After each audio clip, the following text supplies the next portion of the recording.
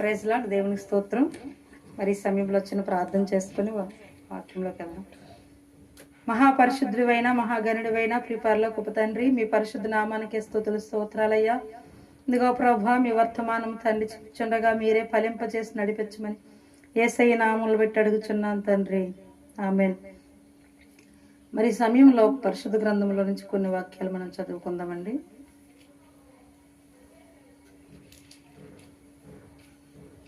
మనం ప్రార్థన చేయకపోతే ఏం జరుగుతుందనే యొక్క సందేశాన్ని బట్టి దేవుడు నా హృదయంలో ప్రేరేపించారు. మరి ఈ సమయంలో మనం మాట్లాడుకుందాం.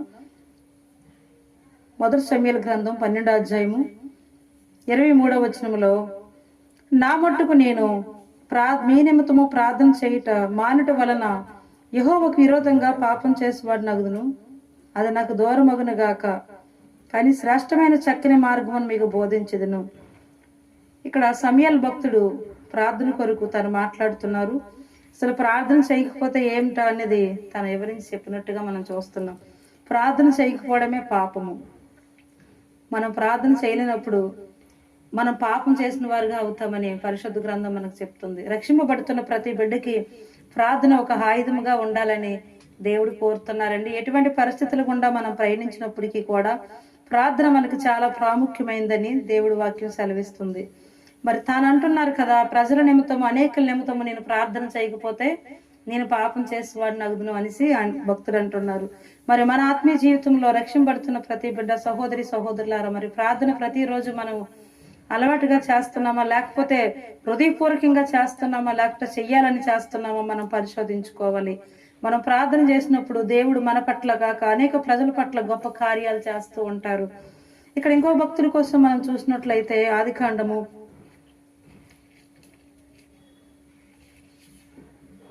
18వ అధ్యాయం 23లో ఇప్పుడు మనం చదివినట్లయితే, అప్పుడు అబ్రహాము సమీపించి ఎట్లనను, దుష్టులతో కూడా నీతిమంతులను నాశనం చేయదువా? ఆ పట్టణంలో ఒకవేళ 50 మంది నీతిమంతులను ఎడల దానిని 50 మంది నీతిమంతుల నిమిత్తము ఆ స్థలమును నాశనం చేయకుందువా? ఇక్కడ భక్తుడైన అబ్రహాము, మనందరికీ తెలుసు, విశ్వాసమునకు తండ్రి అయిన అబ్రహాము తను ప్రార్థనాపరుడుగా మనకు కనిపిస్తున్నారు. ప్రతి విషయంలో కూడా అబ్రహాముకి ఆయుధం ఏంటంటే ప్రార్థన ఒకటే.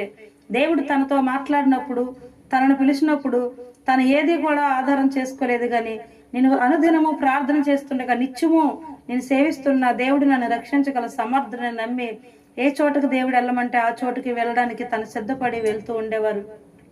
ప్రేమైన వారులారా, ఇక్కడ అబ్రహాముకి దేవుడు ముందే చెప్పారు ఏంటంటే, సొదొమ గోమోర పట్టణము భయంకరమైన పాపంతో నిండుకొని ఉన్నది, కాబట్టి ఆ పట్టణాలు నేను నాశనం చేయబోచున్నానని దేవుడు అబ్రహాంతో ముందుగా మాట్లాడడం గల కారణం ఏంటో తెలుసండి.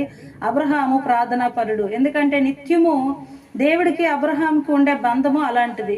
మరి మనము కూడా దేవుడితో ప్రతిరోజు ప్రార్థనలో బంధము మనం కలిగి ఉన్నట్లయితే ప్రతి విషయాలు దేవుడు మనకు బయలుపరుస్తుంటారు. ఏది మంచిదా, ఏది చెడ్డదా, నువ్వే మార్గంలో ప్రయాణించాలో, ఏ మార్గంలో ప్రయాణించకూడదో, నువ్వేం మాట్లాడాలో, ఏం మాట్లాడకూడదో దేవుడు నీకు నిత్యము కూడా బయలుపరుస్తూ ఉంటారు. భక్తులైన అబ్రహాము జీవితాన్ని మనం చూసినట్లయితే దేవుడు అన్నారు, నేను చేయబోయే కార్యాన్ని అబ్రహాంకి చెప్పకుండా దాచిదనా అన్నారు. ఆ మాట మనకు చాలా సంతోషాన్ని కలిగజేస్తుంది. ఏంటంటే మనము కూడా ప్రతిరోజు ప్రార్థన చేసిన వారం అయితే దేవుడు కూడా, అయ్యో నా బిడ్డకి నేను మేలు చేయక మాందునా అని దేవుడితో కలత చెందుతారేమో. ప్రేమైన వారులారా, అప్పుడు వెంటనే అతను అంటున్నారు, అక్కడ అబ్రహాము సొదొమ గోమోరలో ఉండే లోతు కుటుంబం కోసం మాత్రమే ఆశపడలేదు. అయ్యా లోతు కుటుంబాన్ని బయటకు తీసుకొచ్చి అని నాకు చాలని కూడా అతను అనలేదు. ఏమన్నారంటే, ఆ పట్టణంలో ఒకవేళ 50 మంది నీతిమంతులు ఉంటే రక్షిస్తారా అని అడిగారు. అడిగినప్పుడు దేవుడు అన్నారంట, 50 మంది నీతిమంతులంతా ఆ పట్టణాన్ని కాపాడుతామన్నారు. సుమారు 50 నుంచి 10 వరకు కూడా అబ్రహాము ప్రార్థనలో కనిపెట్టి అడుగుతూనే ఉన్నారు. ఇంకా దౌర్భాస్థితి ఏంటంటే, సొదొమ గోమోర పట్టణంలో 10 మంది కూడా నీతిమంతులు లేరు. అయితే దేవుడు అన్నారు, నీ మొర్ర ఆలకించి నీ యొక్క సహోదరి కుమారుడైన లోతుని నేను రక్షిస్తానని ఆ కుటుంబాన్ని బయటకు తీసుకురావడానికి దేవుడు తన దూతలు పంపించారు అబ్రహాం ప్రార్థన ద్వారా. ఈరోజు నువ్వు చేస్తున్న ప్రార్థన ద్వారా నీ కుటుంబాన్ని దేవుడు చక్కనైన మార్గంలో నడిపిస్తారు, చక్కనైన మార్గంలో దీవిస్తారు. నీవు మాత్రమే కాక అనేకుల నిమిత్తం నువ్వు ప్రార్థన చేసినప్పుడు, విజ్ఞాపన ప్రార్థన చేసినప్పుడు నీకు నెమ్మది కలుగుతుంది, నీకు సమాధానం కలుగుతుంది. ప్రార్థనా జీవితాన్ని మనం అలవాటు చేసుకున్నట్లయితే మనం నెమ్మదిగా ఉండగలుగుతామండి. హల్లెలూయా. మరి ఇంకో భక్తుని మనం ఈ సమయంలో చూసుకున్నట్లయితే చూడండి, నిర్గమకాండము 32వ అధ్యాయము 31వ వచనంలో మనం ఇక్కడ చదివినట్లయితే, అప్పుడు మోసే యెహోవా యొద్దకు తిరిగి వెళ్ళి, అయ్యా, ఈ ప్రజలు గొప్ప పాపం చేసి వారు బంగారపు దూడను చేసుకునిరని. అయ్యో, నీవు వారి పాపములను ఒకవేళ పరిహరింపపోయిన ఎడల నీవు రాసిన నీ పరిశుద్ధ గ్రంథంలో నా పేరు తుడిచిపెట్టవని బతిమాలు కొనుచున్నాను. అందుకు యెహోవా, ఎవడు నా ఎదుట పాపం చేసినో వానిని ఈ నా గ్రంథంలో నుండి తుడిచివేయుదునను. కాబట్టి నీవు వెళ్ళి నేను నీతో చెప్పిన చోటుకి ప్రజలను నడిపించుము. ఇదిగో నా దూత నీకు ముందుగా వెళ్ళుచున్నదని చెప్పును. హల్లెలూయా. ఇక్కడ మోషే ప్రార్థన మనం చూస్తున్నాం. భక్తులైన మోషే అనుదినము కూడా ప్రార్థన చేసిన వారు హృదయం ఎలాగుంటుందంటే దేవుడితో సంబంధం కలిగి ఉంటది. అన్నిటికీ సమయాన్ని ఇస్తున్నారు, కానీ ప్రార్థనకి సమయాన్ని ఇవ్వలేకపోతున్నారు. అది చాలా పాపకరమైనదని దేవుడు వాక్యం సెలవేస్తుంది. భక్తులైన సమయాలు అంటున్నారు, నేను మీ నిమిత్తం ప్రార్థన చేయకపోతే నేను పాపం చేసిన వాడిని అవుతాను అని అన్నారు. మరి మనం అనుదినము ప్రార్థన చేస్తే మనం పాపం చేయని వారుగా ఉంటామని దేవుడు వాక్యం సెలవిస్తుంది. మోషే అంటున్నారు, ఇజ్రాయెల్ అందరూ పాపం చేసినప్పుడు, ఇజ్రాయెల్ అందరూ దేవుడికి వ్యతిరేకులు అయిపోయినప్పుడు ఒక వ్యక్తి ప్రార్థన వారిని మరలా దేవుడి వైపు నడిపించిందండి. హల్లెలూయా. ప్రేమైన సహోదరులారా, మీ కుటుంబంలోనైనా మీరు వ్యక్తిగతంగా అయినా ఎన్నో పరిస్థితులు గుండా ప్రయాణిస్తున్నారేమో, కానీ మీరు ప్రార్థన చేసి బయలుదేరండి, ప్రార్థన చేసి ప్రయత్నించండి. మీరు చేసే ప్రతి కార్యం కూడా దేవుడు సఫలపరుస్తారు. హల్లెలూయా. 50వ కీర్తనలో దేవుడు అంటున్నారు కదా, 15వ వచనం, లేకపోతే కాలం మంది నన్ను గురించి మొరపెట్టుము, నేను మీకు ఉత్తరం ఇస్తాను. నీతిమంతులను ఆయన ఎన్నడను కూడా కదలీడు అన్నారు. నీ భారము యెహోవా మీద మోపము, ఆయనను విడిపిస్తారని కూడా చెప్తున్నారు. ప్రతి విషయంలో మన భారాల్ని, మన సమస్యల్ని మనం మోస్తున్నాం, అన్నిటికీ సమయాన్ని గడుపుతున్నాం. కానీ ప్రార్థనతో సమయం గడిపినప్పుడు నువ్వు ప్రార్థనలో నీ మోకాలు నిలబడితే నీ ముఖం తెల్లబడుతుంది అన్నాడు ఒక భక్తుడు. ప్రతి దినము కూడా మనం ప్రార్థన చేసినప్పుడు మన భారాన్ని దేవుడు తొలకపరుస్తారు. మన పరిస్థితులన్నీ కూడా మనకు అనుకూలంగా మార్చగల సమర్థుడు. వెంటనే మోసే ప్రజల నిమిత్తము ప్రార్థన చేసినప్పుడు దేవుడు అంటారు, మోసే నువ్వు పక్కకు తప్పుకొని నేను వారు పని పడతాను అన్నప్పుడు అడ్డుగా పడ్డారండి. మోసే ప్రార్థన ఇజ్రాయిల్ని మరల ఛాయల్లో నుంచి మరలా విడిపించినట్టుగా మనం చూస్తున్నాం. మరి మన ప్రార్థన మన ఇంటి వారిని మార్చలేదా? కొంతమంది సహోదరులు వచ్చిన దగ్గర అంటారు, అమ్మ నా భర్త మారలేదు, నా భార్య మారలేదు, నా కుటుంబంలో అనేకులు మారలేదు, ఎందుకు కారణం అంటారు.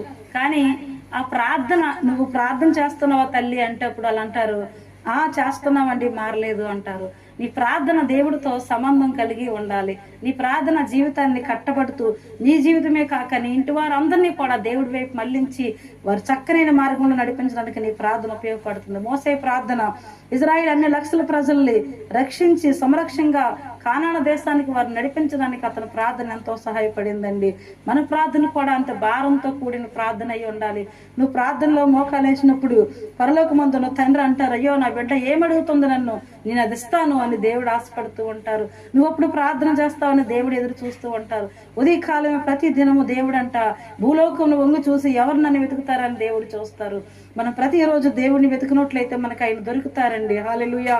ఇక్కడ ఇంకో భక్తుడిని మనం చూసుకున్నట్లయితే యెహోషువ గ్రంథము 7వ అధ్యాయం 7వ వచనంలో భక్తులైన యెహోషువ ఇక్కడ ప్రార్థన చేస్తాం, అయ్యో ప్రభు యెహోవా, మమ్మల్ని నశింపజేయకున్నట్లు అమోరీయుల చేతిలోనే మమ్మల్ని తప్పించుము. ఈ జనులను యార్దాను నీవెందుకు దాటించుటివి? మేము యార్దాను అవతల నివసించుట మేలు. ప్రభువా కనికరించుము. ఇజ్రాయిలును తమ శత్రువులు ఎదురు నిలవలేక వెనక్కు తిరిగి నందున నేనేమి చేయగలను అని అంటున్నారండి. హల్లెలూయా. ఇక్కడ శబ్దమైన దాని విషయంలో ఇజ్రాయిల్లో ఒక ఆయన పాపం చేసి దేవుడు ఏదైతే వద్దని చెప్పారో అది చేసినారు. ఆకాను చేసిన పాపాన్ని బట్టి ఇజ్రాయిల్ అందరికీ కూడా నష్టం కలిగిందంట. అక్కడ దేవుడు ఏదైతే చెప్పారో అది మనం చెయ్యాలి, ఏదైతే వద్దన్నారో అది మనం మానేయాలి. అప్పుడే మనము చక్కనైన మార్గంలో ఉండగలుగుతాం. వెంటనే అతను ప్రార్థన చేసినప్పుడు మిగతా ప్రజలు అతను రక్షించుకోగలిగినారండి. ప్రేమైన వారులారా, మన ప్రార్థన ప్రతి విషయంలో కూడా ఎటువంటి పరిస్థితులు గుండా ఉన్నప్పటికీ కూడా దేవుడు మనల్ని తప్పిస్తారండి. మనం అనుదినం ప్రార్థన చెయ్యాలి. భక్తులైన దానియేలు దినానికి ముమ్మారు ప్రార్థన చేస్తున్నారు. మరణ ఛాయల్లో సింహాల బోనికి వెళ్ళా సరే మరలా తిరిగి రావడం గల కారణం ఏంటంటే ప్రార్థనాపరుడు, ప్రార్థనా శక్తి, ప్రార్థనా ప్రభావం అతనిలో ఉంది కాబట్టి దేవుడు తన దూతనికి ఆజ్ఞాపించి సింహాల్లో మోయించేశారు. హల్లెలూయా. ఈరోజు ఏ పరిస్థితి గుండా నువ్వు ప్రయాణిస్తున్నావో, నువ్వు ఎవరిని చూసి భయపడుతున్నావో, నువ్వు నిత్యము ప్రార్థన చేస్తున్న వ్యక్తివి అయితే, ప్రార్థన చేసిన వారు అయితే పరిస్థితులన్నీ నీ ముందు మోకాలు ఉంచుతాయి. నువ్వు దేవుడి ముందు ఎప్పుడైతే మోకరిస్తావో నీ సమస్యలన్నీ నీ ముందు మోకరిస్తే రోజు వస్తుంది. హల్లెలూయా. పరిశుద్ధ లేఖనాల్లో ఇంకో వ్యక్తిని మనం చూసుకున్నట్లయితే చూడండి, 2 సమూయేలు గ్రంథము 2వ అధ్యాయం 1వ వచనంలో, ఇది జరిగిన తర్వాత దావీదు యోధా పట్టణంలోనికి నేను పోదునా అని దావీదు యెహోవా యొద్ద విచారం చేయగా, పోవచ్చునని యెహోవా అతనికి సెలవిచ్చును. నేను పోవలసిన స్థలం ఏదని దావీదు మనవి చేయగా, హెబ్రోనుకు పొమ్మని ఆయన సెలవిచ్చును. హల్లెలూయా. ప్రతి విషయంలో కూడా ప్రార్థన చేసి కనుక్కునే భక్తులు వారి జీవితాల్లో మేలుకరంగా నడుచుకున్నారండి. అయ్యా, నేను ఎక్కడికి వెళ్ళాలి, నేను ఎక్కడికి ప్రయాణించాలి, నేను పని చేస్తున్నాను, చెయ్యాలా చెయ్యొద్దా, వెళ్ళాలా వెళ్ళొద్దని దేవుడిని మనం అడిగి దేవుడి యొక్క పర్మిషన్ పూర్వకంగా మనం వెళ్ళినప్పుడు మన కార్యం సఫలం అవుతుందండి. హల్లెలూయా. ప్రేమైన దైవజనాంగమా, మన ప్రార్థన మన జీవితాలు, మన కుటుంబాలు, మన పరిస్థితులన్నింటినీ కూడా మార్చగలదు. నువ్వు దేవుడితో బంధత్వం కలిగి ఉన్నప్పుడు దేవుడు నిన్ను బహుగా దీవిస్తారు, బహుగా ఆస్వాదిస్తున్నారు. నీ పరిసరాలన్నీ కూడా దేవుడు తనకు చిత్తానుసారంగా నడిపించగల సమర్థులు. నువ్వు రక్షింపబడుతున్న వ్యక్తివైతే రక్షింపబడుతున్న ప్రతి ఒక్క సహోదరుడికి చెప్తూ ఈ సందేశం ఏంటంటే, ప్రార్థన మనము భారం కలిగి చేసినప్పుడు కార్యాలు మనం చూడగలుగుతామండి. హల్లెలూయా. మరి ఇంకో భక్తుడి మనం చూసుకున్నట్లయితే, లాస్ట్ గా చూసినట్లయితే యాకోబు రాసిన పత్రిక 5వ అధ్యాయము 15వ వచనంలో చూస్తే, విశ్వాసరహితమైన ప్రార్థన ఆ రోగిని స్వస్థపరుస్తుంది, ప్రభువు అతను లేపును, అతడు పాపం చేసిన యెడల పాప క్షమాపణ పొందును. 17వ వచనం కూడా మనం చదివితే, ఏలియా మన వెంట స్వభావం గల మనుషుడే, వర్షింపుకున్నట్లు అతడు ఆసక్తితో ప్రార్థన చేయగా 3.5 సంవత్సరముల వరకు భూమి మీద వర్షింపలేదు. అతడు మరలా ప్రార్థన చేయగా ఆకాశం వర్షం ఇచ్చును, భూమి తన ఫలమిచ్చును. హల్లెలూయా. భక్తుడైన ఏలియా ఎలాంటి ప్రార్థన చేసినారండి? వర్షం కుండనట్లని అతను ప్రార్థన చేస్తే వర్షం ఆగిపోయిందంట. మరలా అతను ప్రార్థన చేయగానే వర్షం కురిసిందంట. హల్లెలూయా.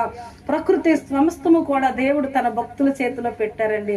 ఆది కాలంలో ఆదాము అవ్వ చేసిన పాపానికి కారణం బట్టి దుష్టుడైన చేతిలోకి వెళ్ళిపోతున్న ఈ ప్రపంచం అంతా మరలా తన భక్తుల ప్రార్థన ద్వారా పరిస్థితులన్నీ అనుకూలంగా దేవుడు మార్చగలరు. హల్లెలూయా. మనం ప్రార్థన అత్యాసక్తితో చెయ్యాలి. ఏలియా కూడా మన వెంట స్వభావం గల మనుషుడే అని రాస్తారు యాకోబు గారు. ఆయన ఆసక్తితో ప్రార్థన చేసినప్పుడు అంట ఆకాశం వర్షం కురిసిందంట, వర్షం ఇచ్చిందంటండి. హల్లెలూయా. పేతురు గారిని సరసాల్లో బంధించి సరసాల్లో పెట్టినప్పుడు సంఘం అయితే అత్యాసక్తితో ప్రార్థన చేసిందని అపోస్తలుల కార్యం 12వ అధ్యాయంలో మనం చదివినట్లయితే, ఆసక్తితో సంఘం అతని నిమిత్తం ప్రార్థన చేసేటప్పుడు దేవుడు తన సేవకుల్ని ఆ సంఖ్యల బంధకాల్లోంచి విడిపించి, ఎక్కడైతే ప్రార్థన కూటం, ఎక్కడైతే ప్రార్థన జరుగుతుందో, ఎక్కడైతే ఏ గృహంలోనైతే ప్రార్థిస్తున్నారో ఆ చోటుకి తన దూతలు పంపించి విడిపించి సేవకులు తీసుకొచ్చారండి. హల్లెలూయా. ఇంకా మరణ స్థాయిల సరసాల్లో బంధకాల్లో ఏ పరిస్థితులు గుండా తన ప్రజలు ఉన్నా వారు ప్రార్థన చేసిన వెంటనే దేవుడు వారి పట్ల కార్యం చేసి వారిని విడిపించారు, వారిని బలపరిచినారు, వారిని నడిపించినారు. ప్రేమైన వారులారా, మనం ఏ పరిస్థితులు గుండా వెళుచున్నామో నువ్వు ప్రార్థన చేసిన వ్యక్తివైతే నీ భర్తతో, నీ భార్యతో నువ్వు సమాధాన పడుతూ ఉంటావు. నీలో ప్రార్థన భావం లేదనుకో, ప్రతి చిన్న విషయాలకి కూడా నువ్వు చిరాకు పడుతూ నువ్వు ఎంతగానో దేవుడి నామానికి దోషణకరంగా జీవిస్తున్నావు. కాబట్టి నీ వల్ల దేవుడికి మహిమ రావాలి, ఘనత రావాలి. నువ్వు ఉంటున్న పరిస్థితులన్నీ, ప్రదేశం అంతా కూడా ప్రశాంతత నువ్వు చేకూర్చుకుంటున్నట్లయితే దేవుడు అన్నారు, నేను సమాధానానికి కర్తని కానీ అల్లరికి కర్తని కాదన్నారు. హల్లెలూయా. లోకసువార్త 2వ అధ్యాయంలో కూడా దేవుడు అంటున్నారు, సర్వోన్నతమైన స్థలములో దేవుడికి మహిమయు, ఆయనకి ఇష్టలైన కుమారులకి మనుషులకు భూమి మీద సమాధానం కలుగుతుంది అన్నారండి. నువ్వు ప్రార్థన చేస్తున్న వ్యక్తి అయితే ప్రార్థనా జీవితం సమాధానాన్ని నీ కుటుంబానికి చేకూరుస్తుంది. సమాధానం నీ కుటుంబంలో నిత్యము నివాసం చేస్తుంది. పరలోక అనుభవం, నువ్వు పరలోకానికి వెళ్ళినప్పుడు కదా భూమి మీద నువ్వు అనుభవించాలని దేవుడి చిత్తము, దేవుడి ప్రణాళిక. నీ ఇంట్లో ఏముండాలి? ప్రేమ ఉండాలి. నీ ఇంట్లో ప్రార్థన ఉండాలి. నీ కుటుంబంలో నెమ్మది ఉండాలి. నువ్వు నెమ్మదిగా జీవించినట్లయితే ఆ ఫలానా వ్యక్తి, మా ఇంట్లో ఈమె ద్వారా, మా ఇంట్లో ఈతను ద్వారా మేము సంతోషంగా ఉండగలుగుతున్నామని నీ భార్య, నీ భర్త, నీ పిల్లలు నీ కోసం సాక్ష్యం చెప్పాలి. హల్లెలూయా. నీ సాక్ష్యం కలిగి ఉన్నప్పుడు అప్పుడు దేవుడు ఎంతో ఆనందిస్తారు. దేవుడికి ఇష్టమైనది ఏంటంటే నిన్ను సమాధానంగా ఉంచమని. ఈ లోకంలో చాలా మంది అన్ని దానాలు చేశారు కానీ సమాధానం ఎవరు ఇవ్వలేకపోయారండి. యేసయ్య ఒక్కరే ఇవ్వగలరు. హల్లెలూయా. ఆయన సమాధానం ఇవ్వడానికి ఈ లోకానికి వచ్చారు. నువ్వు సమాధానం ఇంకా పొందుకోలేదంటే నీకు దేవుడికి సంబంధం లేదని, బంధం లేదు నీలో. ఇంకా నువ్వు రక్షింపబడ్డావు కానీ నీ సమస్తం కూడా నువ్వు మార్చుకోలేకపోతున్నావు. అయితే నువ్వు దినానికి దానియేలు వలె ముమ్మారు ప్రార్థన చేయి. నీకు సమయం ఉన్నప్పుడల్లా మోకరించు, నీ పరిస్థితులన్నీ మారుతాయి. నీలో నిద్ర వస్తుంది, నీలో ధైర్యం వస్తుంది, నీలో నిరీక్షణ వస్తుంది. నువ్వు దేవుడి సన్నిధిలో సహవాసంలో గడిపినప్పుడు దేవుడు నీతో మాట్లాడతారండి. హల్లెలూయా. నీలో ప్రార్థన లేకపోతే పేతురు గారు అంటారు, నీరు లేని బావులు మీరు అంటారు. నీరు లేని బావుల పరిస్థితులు ఏంటండి? బావులు, నీరు లేని బావులు అంటే నీరున్న ప్రయోజనం లేదు. ఏమండి, నీరు లేని బావులు ఎవరికి దాహాన్ని తీర్చలేవు. కాబట్టి నీరు లేని బావుల వలె నువ్వు ఉండొద్దు. నువ్వు ప్రార్థన చేస్తే నువ్వు సమృద్ధి కలిగి జీవించగలుగుతావు, సమాధానం కలిగి ఉండగలుగుతావు. ప్రతి పరిస్థితులు కూడా దేవుడు నీకు ముందే బయలుపరుచుకొని నిన్ను చక్కనైన మార్గంలో నడిపిస్తారు. అటు కృప దేవుడు వింటున్న వారందరికీ అనుగ్రహించును గాక. ఆమేన్. దేవుడు కొద్ది మాటలు దీవించును గాక. ప్రార్థన చేసుకుందాం. కృపలకు పాత్రమైన మహాగణుడివైన ప్రియ పరలోకపు తండ్రి, మీ పరిశుద్ధ నామానికి స్తుతులు నాయన. మరి నాయన ఈ ప్రార్థన యొక్క సందేశాన్ని ప్రతి బిడ్డలకి కూడా అయా ప్రార్థన భారాన్ని ఇవ్వండి నాయన, ప్రార్థించే హృదయాల్లో ఇవ్వండి నాయన. ప్రతి విషయమందు నాయన తండ్రి అయ్యా అయ్యో ప్రార్థన చేయకపోతే ఏమవుతుందని తండ్రి వారి హృదయాలు ప్రభు మీ వైపు కుమ్మరించి మీ ఆత్మశ్రద్ధ కట్టి పరిశుద్ధాత్మలో స్థిరపరిచి బలపరిచి మీరు అక్కడికై సిద్ధపరచమని నజరేయుడైన యేసుక్రీస్తు పరిశుద్ధ నామములో బట్టి ఈ చిన్నపాటి ప్రార్థన అడిగి వేడుకొని పొందుకొని ఉన్నాము నా పరలోకపు తండ్రి. ఆమేన్.